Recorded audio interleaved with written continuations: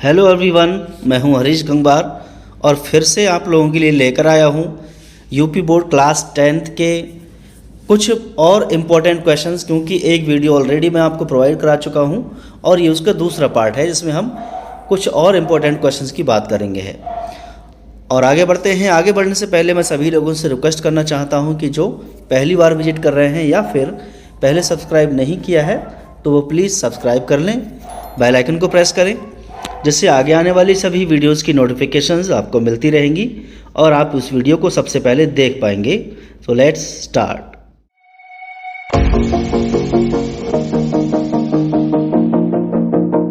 This is our first question. Why was Franz in great fear when he started for school? Franz जब school के लिए रवाना हुआ तो वह डरा हुआ क्यों था?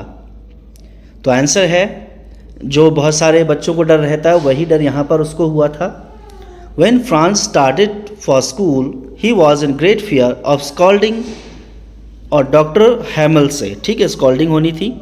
फ्रांस जब घर से स्कूल के लिए चला तो वह डांट पड़ने का डर लेके चल रहा था, क्योंकि उसने पार्टिसिपल्स का पाठ याद नहीं किया था, पार्टिसिपल्स के रूल्स याद नहीं किए थे।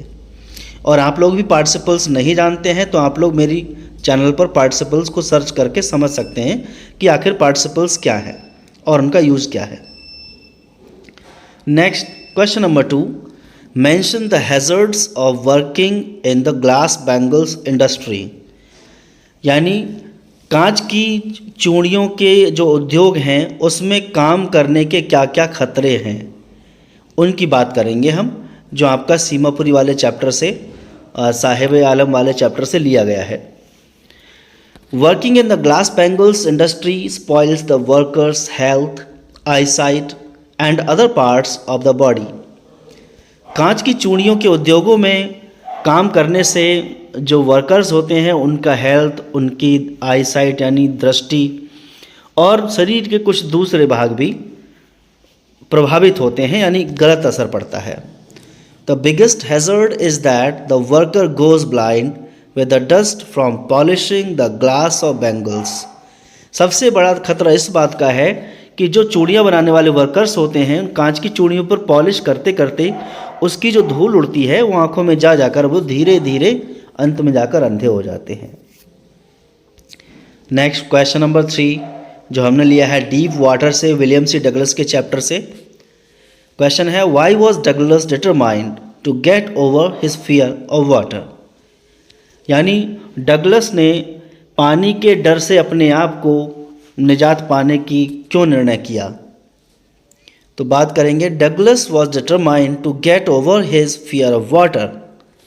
यानी डगलस ने बिल्कुल निर्णय कर लिया था कि मुझे अब पानी के डर को भगाना ही भगाना है।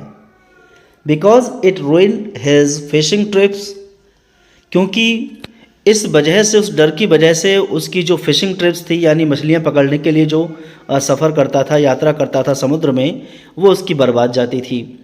And deprived him of the Joy of canoeing, boating and swimming. और इसने कैनोइंग, बोटिंग और स्विमिंग के आनंद को भी, आनंद से उसको वंचित कर रखा था।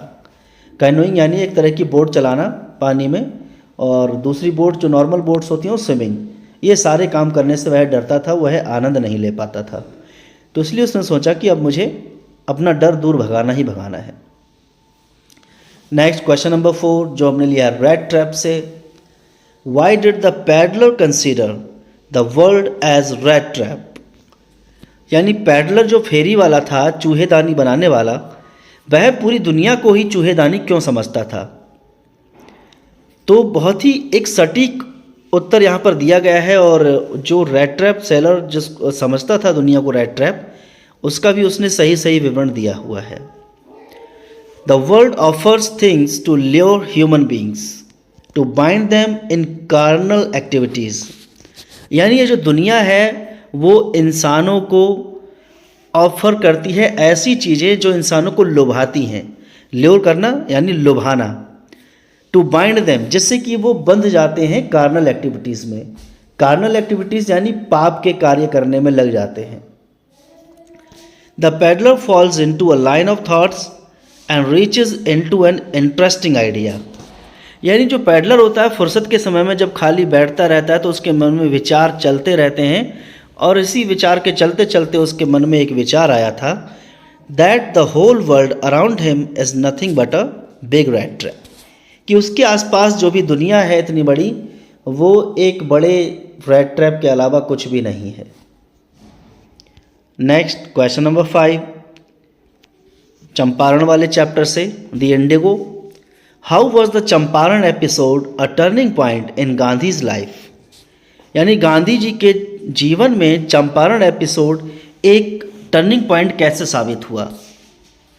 Answer is the Champaran episode was a turning point in Gandhi ji's life, यानी चंपारण एपिसोड गांधी जी के जीवन में एक नया मॉडल लेने वाला पहलू था, because he was successful in his method of civil disobedience in India first time, क्योंकि अपने सिविल डिसोबीडियंस यानी सविनय अवज्ञा आंदोलन इंडिया में पहली बार उन्होंने अपनाया और उसमें वो कामयाब भी रहे। ही declared that the British could not order him about in his own country, उन्होंने ये घोषणा की कि जो अंग्रेज हैं हमें हमारे ही देश में कुछ काम करने के लिए ऑर्डर नहीं दे सकते हैं।